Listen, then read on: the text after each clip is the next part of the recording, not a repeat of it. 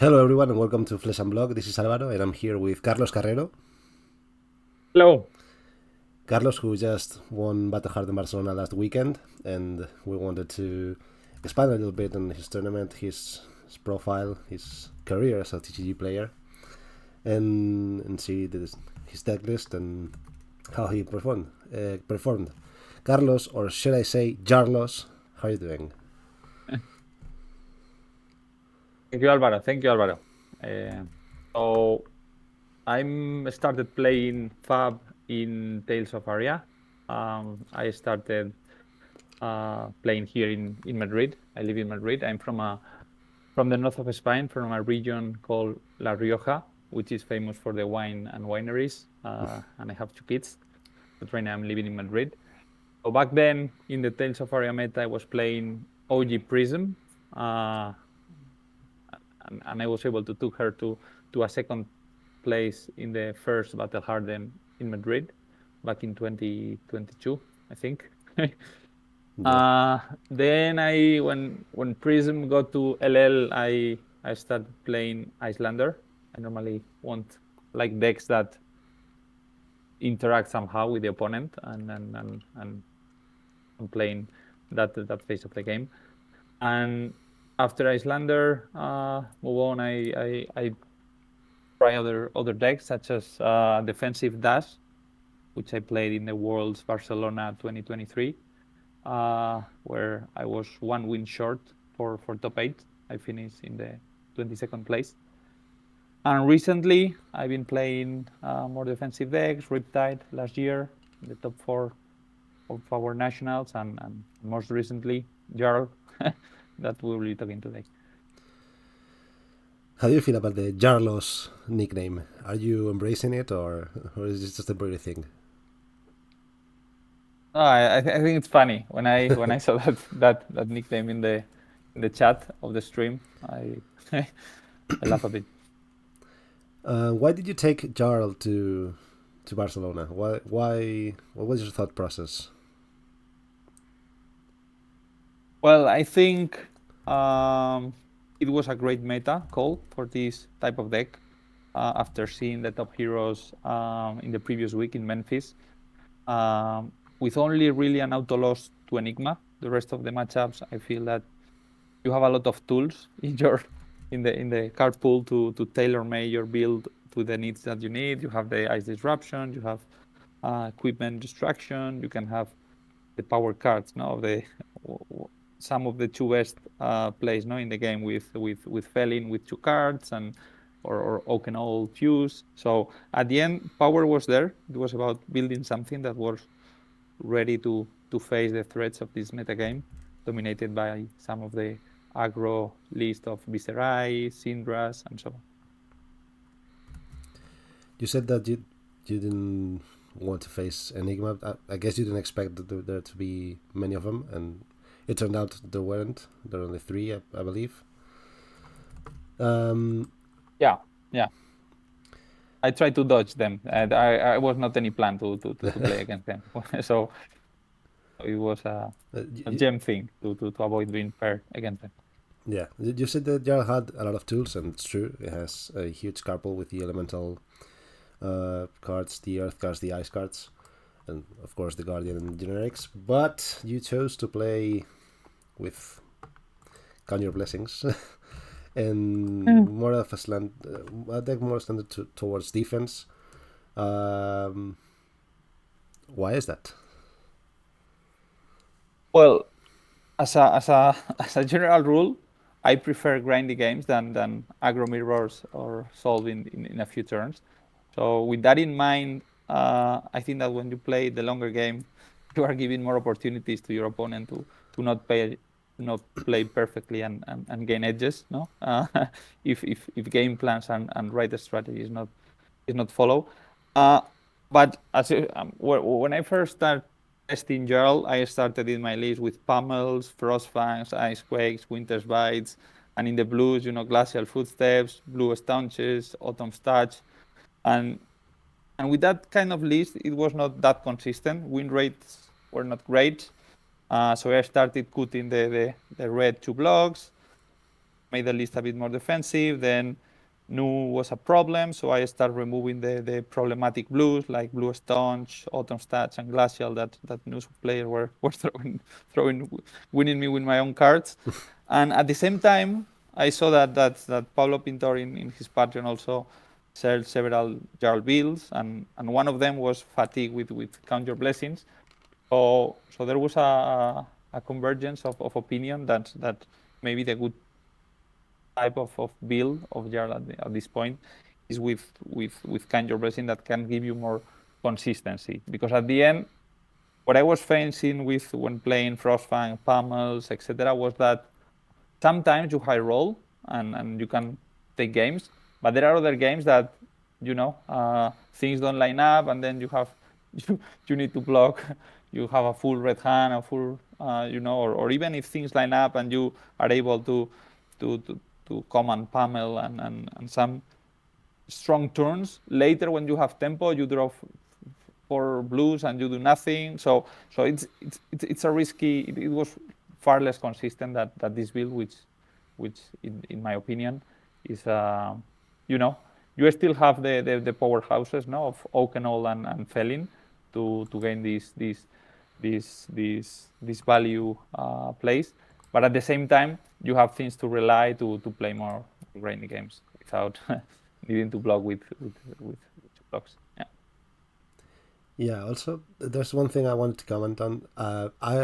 I'm a known hater of Count Your Blessings. I don't like the card, but I have to admit that combining it with Rampart of the Ram's Head seems a little bit nicer. I wonder what this deck would be if you had Crown of Seeds. It would be a true Oldhim impersonation. Yeah, that's right. I didn't play Oldhim in the past because I was playing OG Prism, the public enemy #1 of Oldhim at that time. But I recognize that Crown of Seed with Rampart and this kind of defensive builds would be something very, very powerful in this kind of meta with Jarl. Yeah, maybe a little bit even too grindy, like going to time always grindy level, but yeah, it turned out okay. I have the list right here.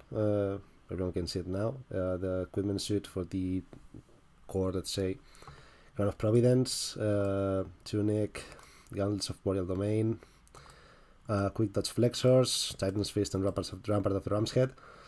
Tell me about the gauntlets. Why are they here? Because I believe they're better Guardian gloves for a defensive standard deck, like the Gauntlets of Iron Will. Why did you choose to play these ones?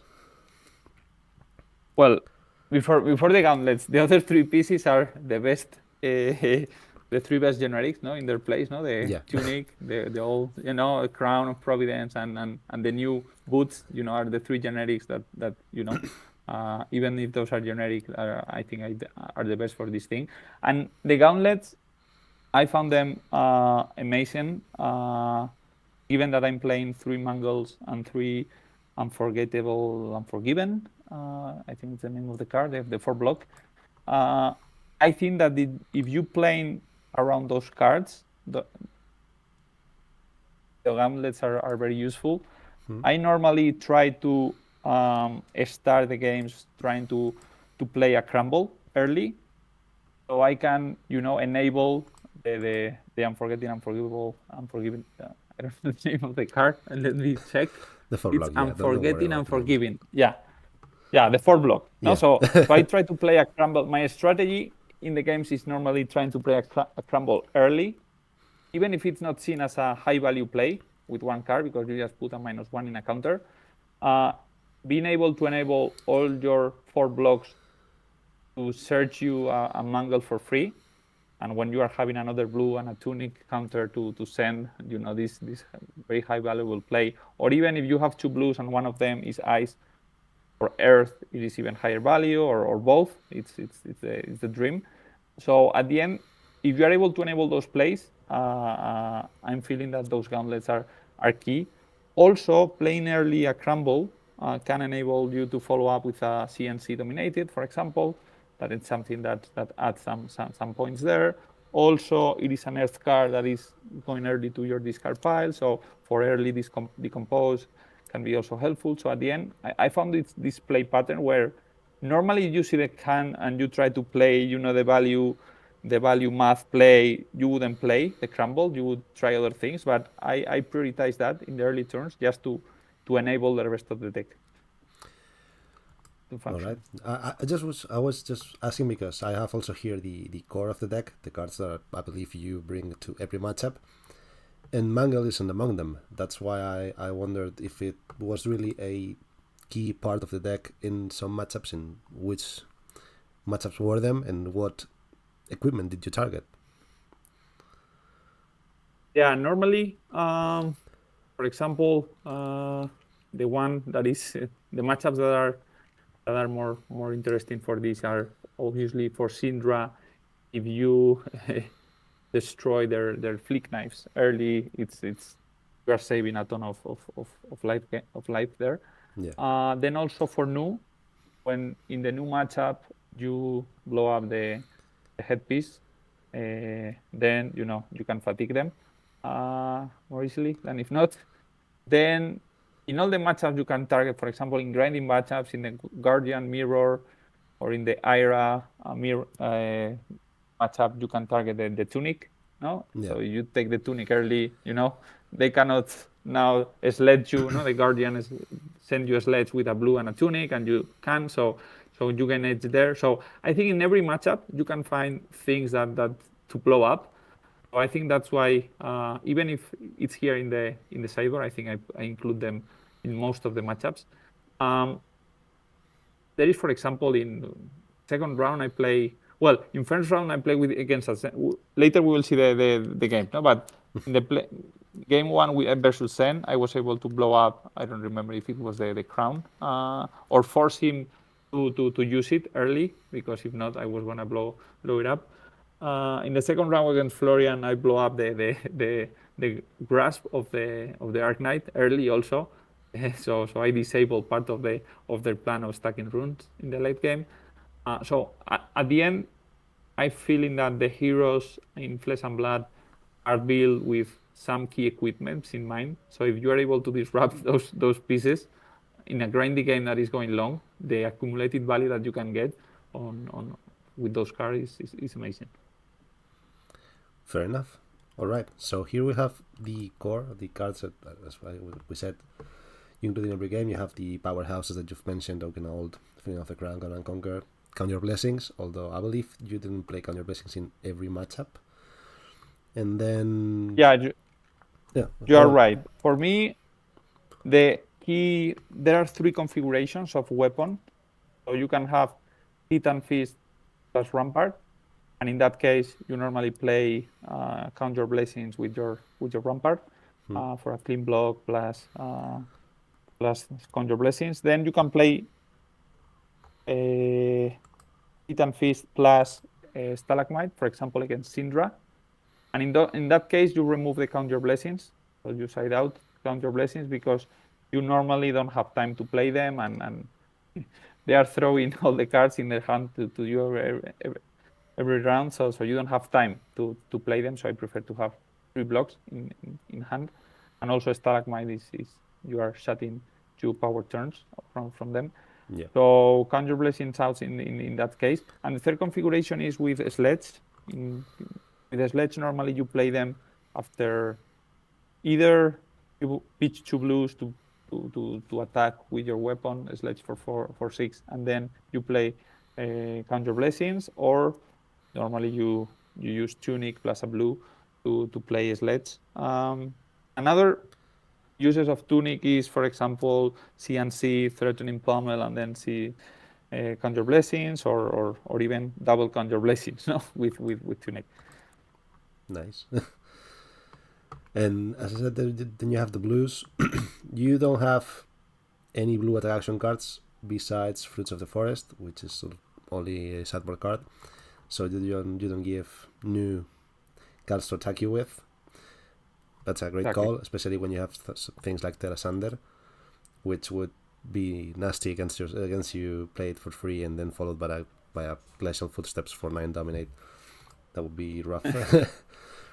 And then we have the sideboard, the inventory, where you have some of the equipment that you mentioned, and then a bunch of other blues, all of them elemental, Fruits of the Forest, one Blizzard, single copy, Seeds of Tomorrow, Sow Tomorrow, and then, well, Mangle as well, and the defense reactions, and a Smack of Reality.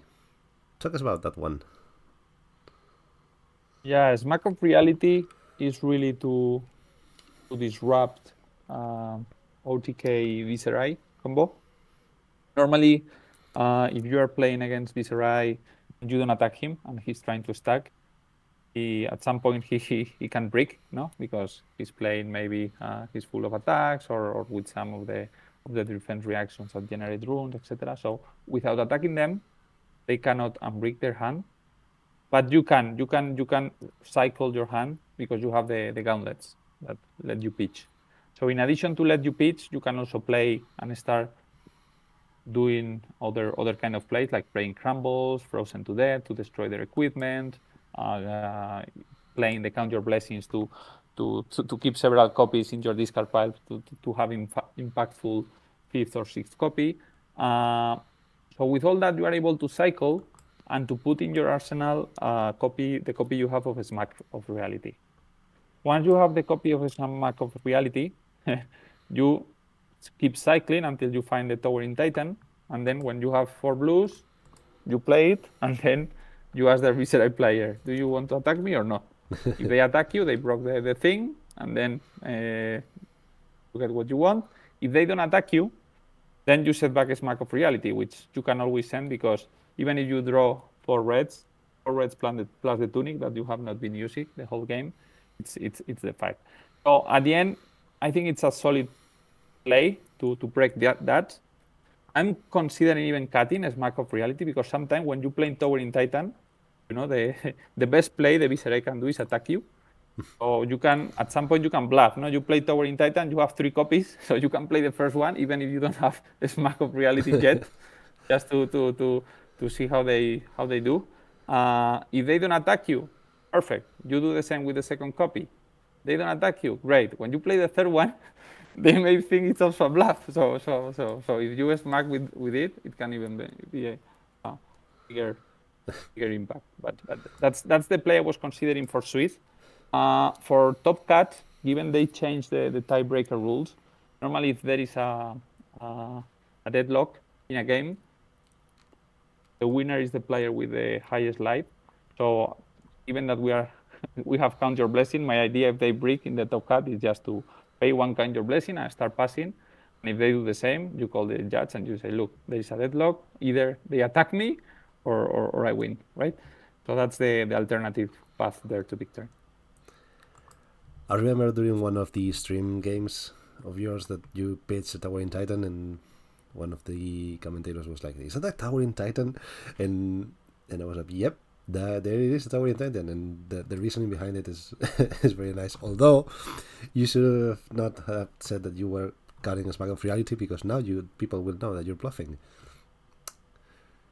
Well, they don't know. That's part of the bluff, no? You cannot be sure. So this Smack of Reality of Australia. Yeah, and the good thing is that this strategy is for Swiss, which normally no open deck list. So when you have the open deck list, it's for the Top Cat when you don't need to bluff because it's already you have the alternative strategy. So yeah, you have 3, 6. You have 11 defense reactions plus the Pulse of Ice and Loft. So people should call this deck Jarl mid-range, right? That's a running meme in Spain. When you have a lot of defense reactions, it's called mid-range because half the cards attack and half the cards block. You also have to remembrance. When did you bring them in? normally for games that may go to fatigue, like for example against Nu, against other Guardians, I think those are the key matchups. And the reason is that you have very powerful attacks. As I was mentioning, the Oakenolls, Pelin, Mangles. So I'm feeling that putting those back to your deck gives you more reach and also yeah, I think it's a great way to deal with those things. Against Nu, it has also the benefit of bringing back reds to the deck and to shuffle, so they cannot, keep removing your blues with the hero ability. So I think it's also good to have good density of reds when you have a small deck size. Good points. And there's also one guy I want to ask you about. There's only one Blizzard. Syndra has been probably the best deck in the format, or one of them, alongside maybe Viserai and some others. And you'll have the one copy. Why is that? And would you consider changing that number moving forward? Yeah, I think that due to rising popularity of Syndra, if I was playing this list moving forward, I will include 1 or 2 more copies of Blizzard, because at the end, Blizzard is like a time walk for the Syndra players. Normally, if you use it properly when they have a full grip, no, with an arsenal, and you use it in the first attack, you normally stop the turn. So you can gain a lot of momentum there to throw back an Oaken Fuse or a Felin or a Mangle. So I'm guessing that as Syndra is gaining popularity, more copies of Blizzard are required in this type of list. So I will remove another of for example, one of the Remembrance or another blue in the main deck. The 2 copies of Seeds of Tomorrow and So Tomorrow were autumn stats at the beginning in the list, no? So I needed to replace those blues with earth blues, and I found those the better ones, given your ability to cycle arsenal. Sometimes in this type of list, it's tricky when to arsenal a bad card or not. But given that I'm having Crown of Providence and 2 copies of Seed of Tomorrow, I feel confident, depending on the status of the game, to arsenal a bad card versus keeping it in hand. No, normally when I fuse Oakenol Fuse, I think the correct thing is to keep the double fuse in hand, because normally if you are disrupting already their hand and they cannot throw anything at you, Jarl with 4 cards or 5 cards is the same. So at the end, you keep the double fuse in case you draw another copy of Oakenol to follow up.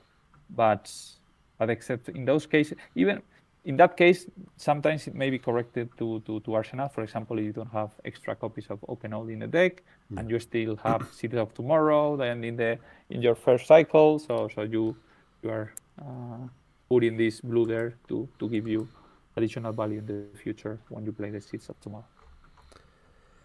But those are the tricky things, the difficult things to assess in this deck, no? And that you need repetition to do is, okay, after Oakenol Fuse, I arsenal or not? The crumble play versus defending with it and throwing a hammer for there is no yes or no, or right or wrong, depends on the context. And for me, I prioritize, for example, Crumble's play early, and sometimes 4 is not better than 3. No, so sometimes when you have the opportunity to block with a blue to save 3 lives or hammer for 4, the value play will tell you, 4 is always better, you should do it. But in this deck, many times it's not the correct thing to do, because you need to follow the strategy and the win con that you have. For example, in the finals against Verdance, my win con is not to reduce her life to 0, it's to survive their combo and their thing. So for me, even if the blue can save me 1 life versus I getting 4 lives from them, I will always use the blue to save me life. So in that case, for example, you need to ask yourself, when you are in this situation and you are doubting, normally the best thing to do is to block. I can tell you that. But if you sometimes consider you are your opponent, you put yourself in the position of your opponent and think, would I trade life with this guy to bring him lower? And if the answer is yes, you already got the answer. You need to use it to save your life. Because sometimes, even if in other matchup, for example, against Zen or Syndra, some of the games you lose is because you get too low, and then when you draw your power card to throw your Felin or your Oakenol Fuse, you are so low in life that he's threatening you lethal, and you need to block with the felling, and you see, and you lost the game on the spot, and you think, look, if two turns or three prior, when I, instead of blocking with a 3 block, just to send the hammer for 4, this extra point of value that you get 2 turns ago, now it's vanished because you cannot throw the Oakenal fuse or the felling. I think those are the edges that with the repetitions, based on the matchups, you can get. All right, some very interesting thoughts about how to tie up micro strategic decisions with the macro strategic level of the game and how you approach the matchups. So very, very interesting for anyone who wants to play the deck to think about those things. And moving forward, we've mentioned the possibility of including more blizzards. What other cards would you consider to bring in if the metagame shifts? Maybe because some heroes go to Living Legend or something. So obviously when Viserai LLs, then you can remove the Smack, the copy of Smack Reality, and you can replace the 3 towering Titans with other 3-block blues that are better suited for the meta. Also, if Nu is not relevant in the meta, you can improve the level of your blues, adding the Autumn's Touch blue, Staunch blue, Glacial blue, and so on. The Blizzards for the Syndra, if you are expecting out of Syndra.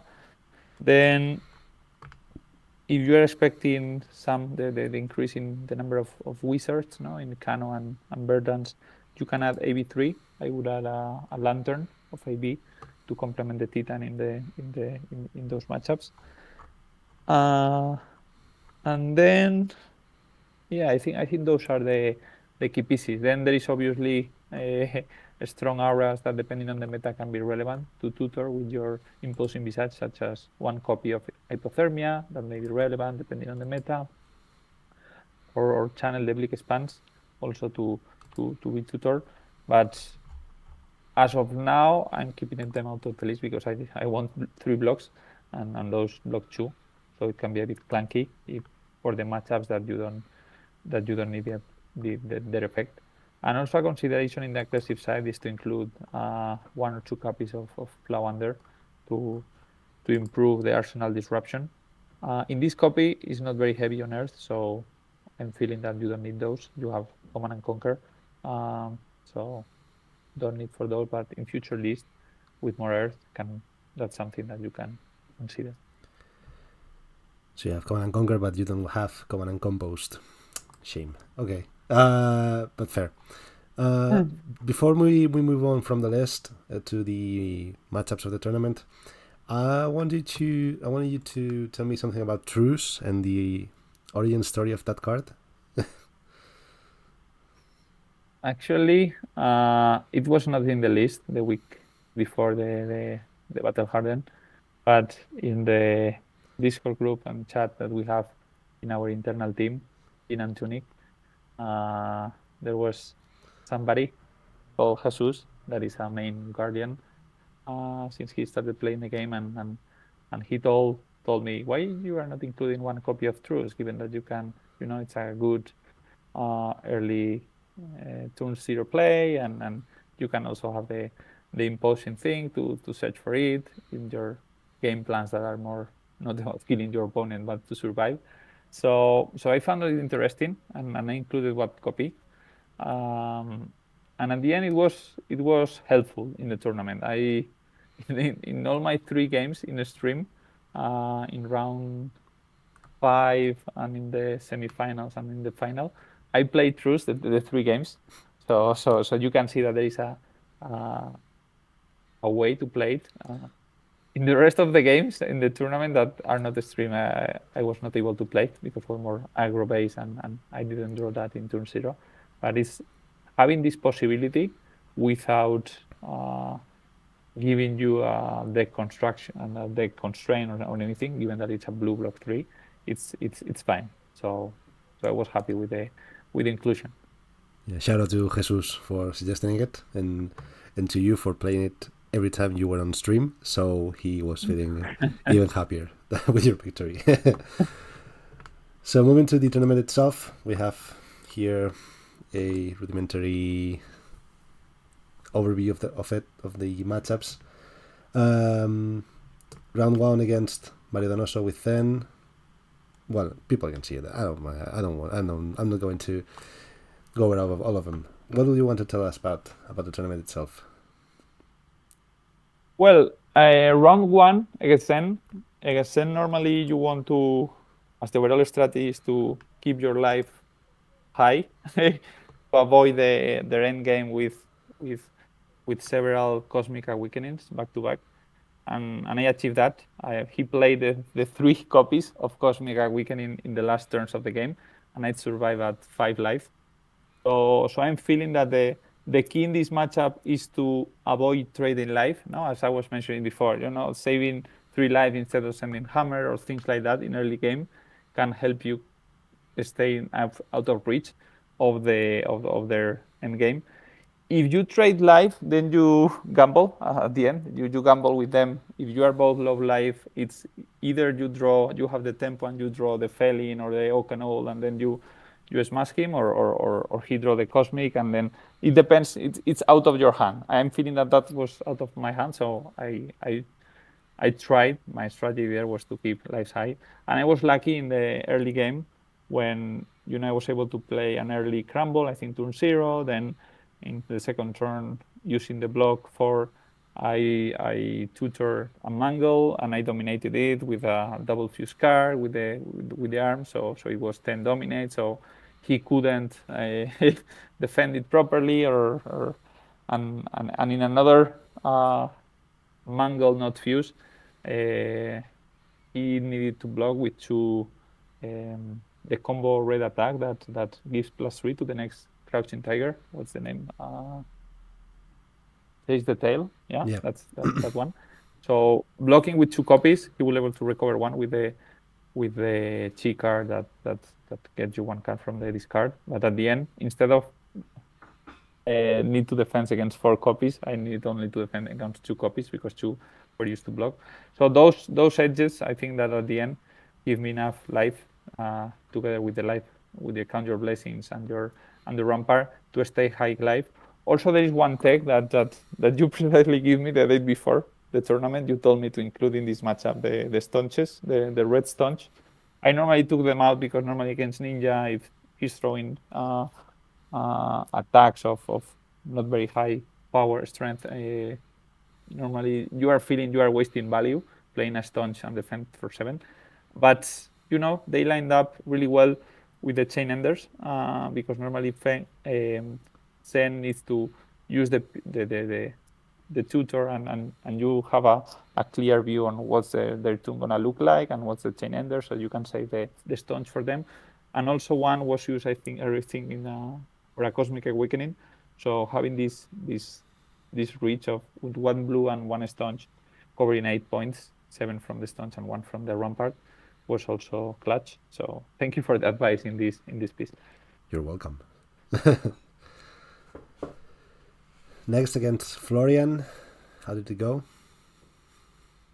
I was able to blow up almost all their equipment. In turn 2 or 3, I blow up the grasp of the Arc Knight, then the head, the chest, and boots. I don't remember, but I remember that mid game he was with no equipment at all, and I have all my equipment. I was like 10 or 20 points light ahead, and then I have more cards in deck. So I was feeling that I was winning the value game, and I started doing that. And he was not able to use the hands where they create double rune chant and then swing you and things like that. So I felt that this one was. I wouldn't say I had rolled, but I'm feeling that I was executing the plan that I had designed, and he was not able to fully develop his plan on stacking rune chants to germinate and trying to finish me off. Nice. Then against your only new of the weekend, how did it go? This game is very technical. You need to block well. You need to destroy their headpiece. And I was able to do both things the right time. So we got to time. So at the end, it was a very close game, but at the end, him without the headpiece and fewer cards in deck, and I mean, the last turn, because time was called, I played the Remembrance and I bring back the full copies of Felin and so on. So he conceded to me. This was the only game in the weekend that was not finished on time. Well, kudos to Nicolas for conceding that spot. Not everyone would have Yeah, done very how do you call it? Sportsmanship sportsmanlike. behavior. Yeah. Yeah.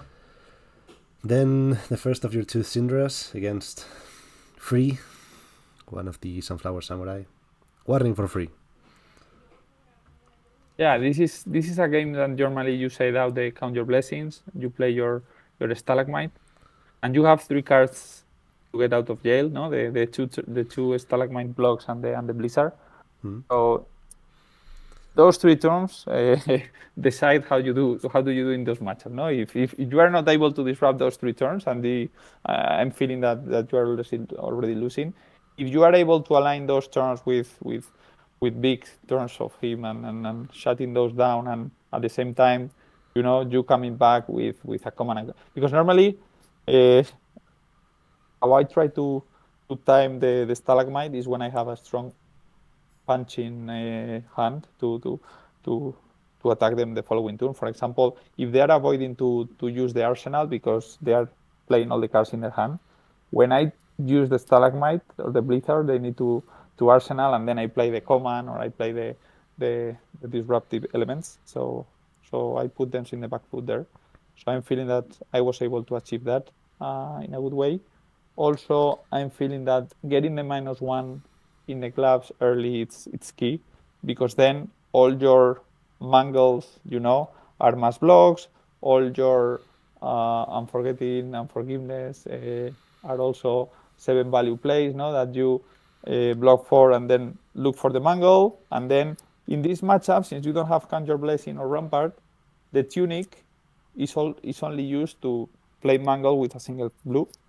So normally what you do is you have always tunic at 3, and when you draw the 4 block, bam, you save 1 blue and you punch him, or the other way around. If you draw the mangle, you save the mangle and a blue, and you throw at them. So I was able to execute that plan, and it's also it's always a close matchup, no? So you don't end up with 20 life or so. I was, I think, 2 life when I killed him, but it was very, very close game.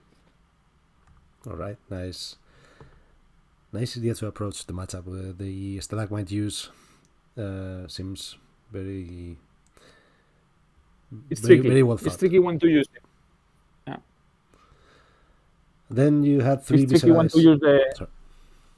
Yeah, go on. Sorry, I was saying it's tricky when to use properly the stalagmite, because it blocks 2, but normally their attacks goes for 3 or 4. So you are feeling that either you are letting the chain link connect, or the only 2 attacks they have is the one that reduce the cost of the following one, so it's not a good thing to block. So it's tricky. Normally I try to align that with another piece of armor, for example the gloves, to block a breakpoint of 4 earlier in the chain, or when I see they are trying to get the resource for example, to launch a chain ender. No, they use the resource, and they flick to take the resource, and I block with the stalagmite the following chain link, so they cannot end with the chain ender.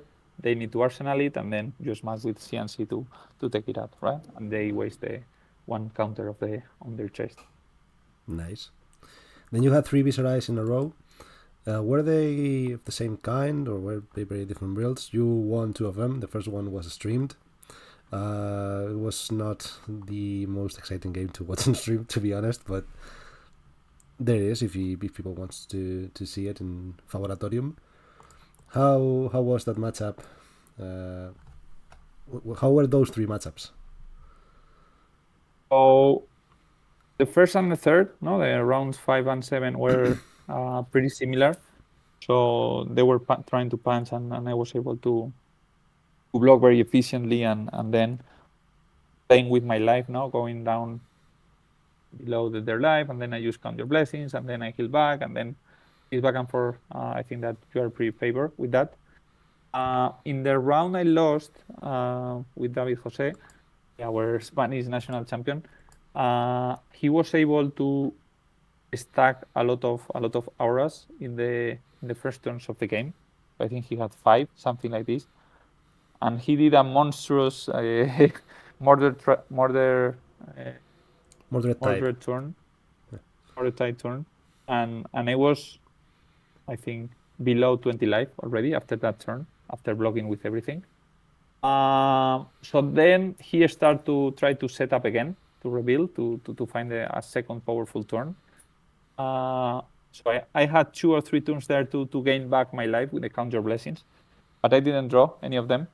So I was 3 turns just throwing a hammer to them because trying to cycle my hand and trying to find those copies to heal back. But then when I found my copy of Count Your Blessing to use it, he also had Poison the Well, so he was able to counter that, and he smacked me with another Mordred turn, and I was not able to fully cover it. So, but it was close. I'm feeling that without that Poison the Well, I may be unable to win that one. Well, in any case, 6-1 into the top 8, and the last time you were into a Battle Hardened finals, you were unbeaten in the tournament by that time. So maybe that loss in the Swiss rounds were not as bad as you might think. Yeah. And when you saw the top 8 bracket, how did you feel about it? Well, I thought that the most difficult match was the top 8, because then if the semifinal was the Vincent, I felt that it was a pretty favor matchup for me. So I say, okay, let's try to defend properly against the Syndra. Try to find good spots to use Stalagmite and Blizzard, and then we're fine. And actually, the game started really well for me. I was able to choose first or second in all the games in the top 8.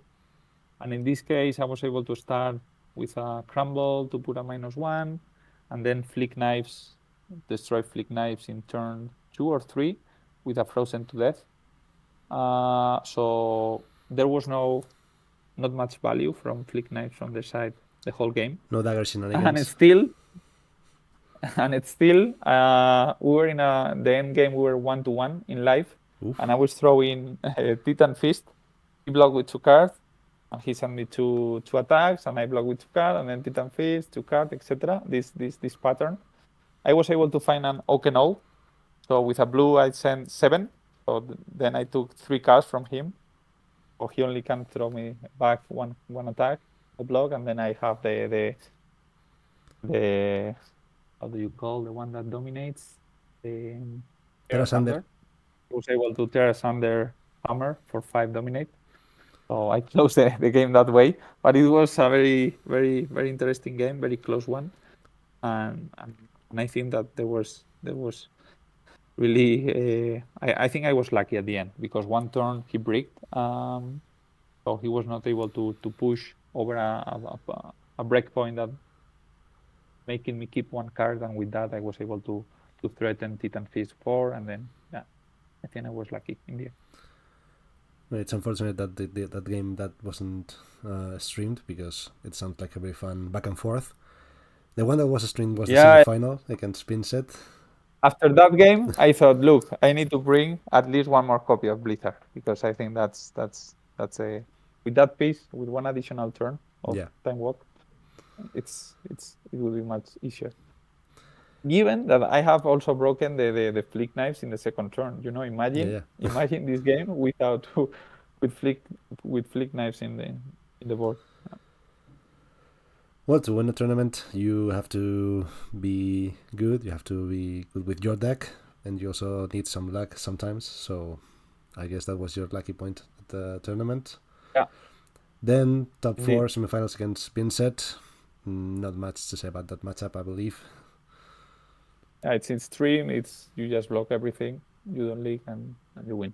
Yeah. I mean, I saw people saying in chat, you need to board the sword to avoid healing. But Vincent, when he's threatening you, you can play with your life. You eat some rune chants, you stay below, and then you heal, and then you can always do that. So I don't think that the Reaping Blade is changing that matchup. So. And then onto the finals against Burdens, another breakout deck of the weekend. I know for a fact, because I called you before the game, that you weren't very prepared for that matchup. How did you feel coming into it and through the game? It was a long game, drawn out game. How were your feelings during that process? I think the call with you was very very very effective to understand better my overall game plan. You told me that he was not with the combo weapon, no, with Surgent, so he was on Winning Moon, so the reach potential was lower. Yeah. So I thought, look, I need them to block, keep my life high, and then I don't mind if I don't attack in the whole game. I just need to survive.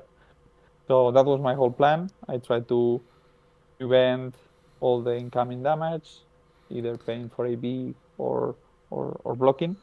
And that was my full strategy, trying to keep my threatening attacks in deck for the end game. And yeah, it was very I think maybe a boring match to watch, just blocking everything and just passing and then gaining life, and then after 1 hour of game we are still 40-40 because he was gaining life as well. So that was the thing. Well, much to say that. It wasn't very exciting in terms of gameplay, but it wasn't. You could feel the tension of the game watching it through the screen, and it was intense in terms of how were you as Jarl going to make it to the end game and survive that combo turn? How was Arthur to set it up properly to maximize its value with all the rampant growths plus the potions and stuff? When did you draw your Conjure Blessings? How much damage did you leak through the turns?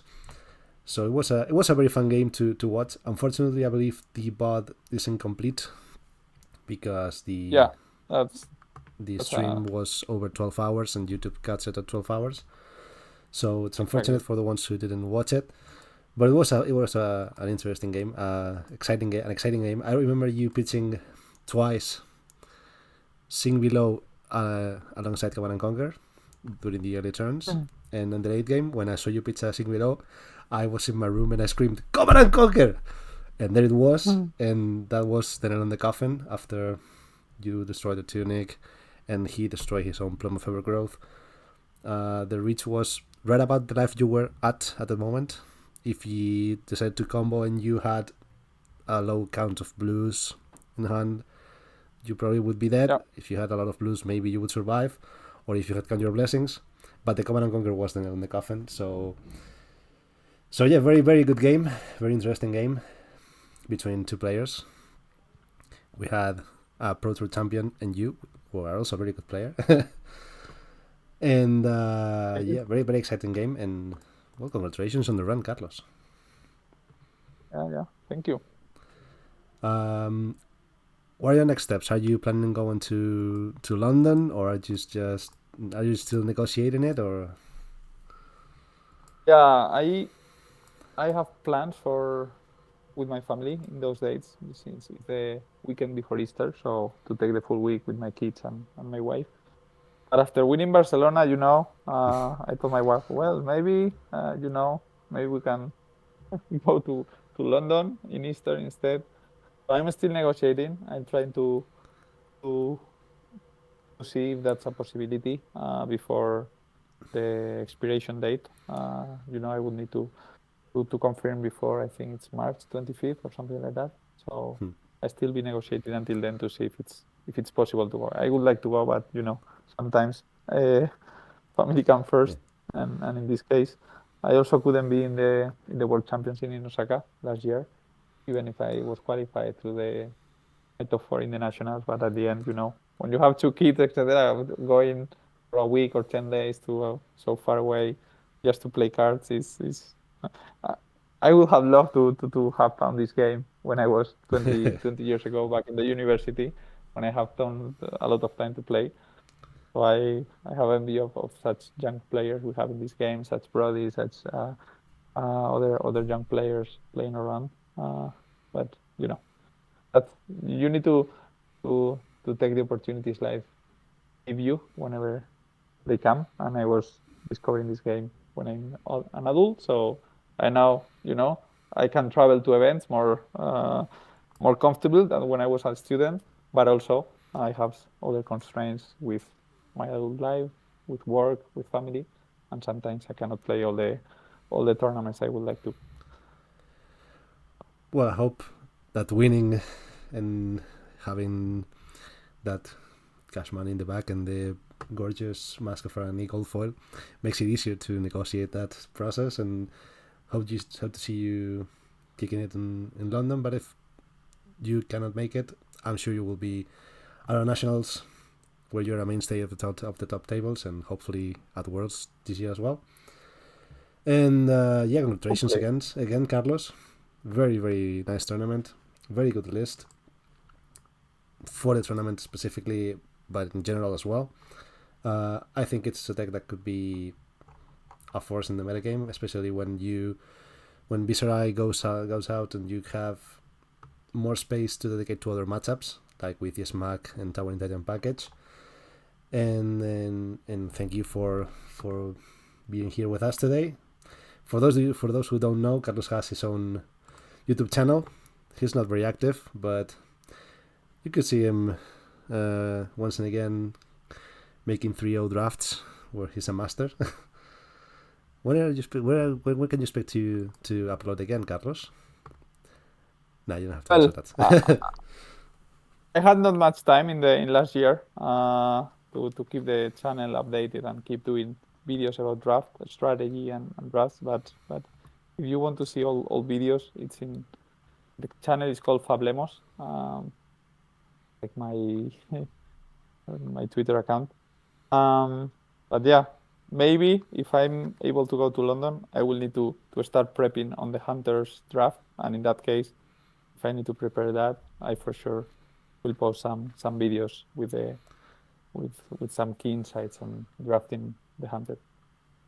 Nice. Then good luck with your negotiations, and hope you can make it. Any other last thoughts you want to share with us?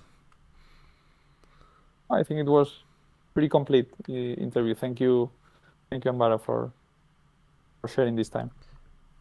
Thank you for being here with us today, and that's all. Thank you everyone for watching. I apologize for my English, but I don't really usually record in English, but we wanted to give this a little bit more reach, so here we are. And yeah, that's it. This is for some blog. Bye. Bye.